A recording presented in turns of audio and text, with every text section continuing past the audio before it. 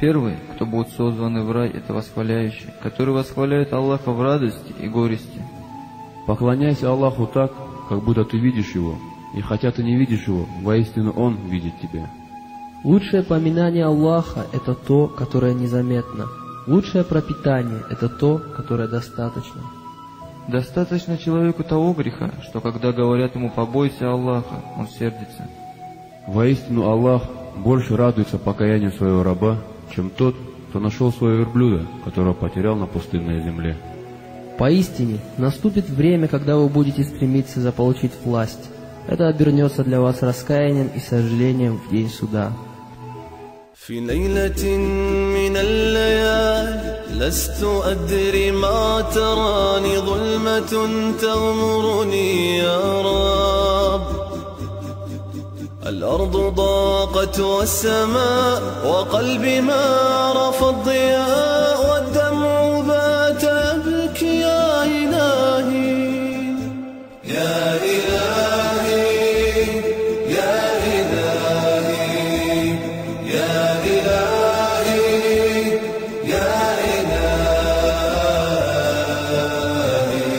إلهي عصيت والذنب كبير وإني في حزني أسير مقيد بذنبي يا رب فهل أستحق يا إلهي العفو مجرما مقر بالذنوب يا إلهي يا إلهي يا إلهي يا إلهي يا إلهي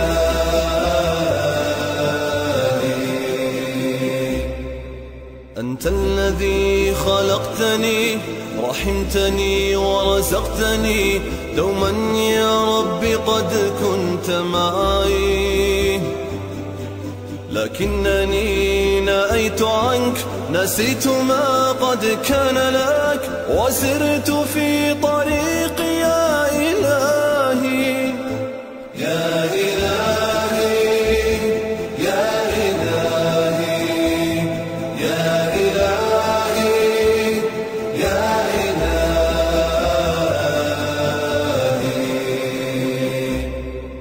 أنت الذي خلقتني رحمتني ورزقتني دوما يا ربي قد كنت معي لكنني نأيت عنك نسيت ما قد كان لك وسرت في طريقي يا إلهي يا إلهي يا إلهي يا إلهي يا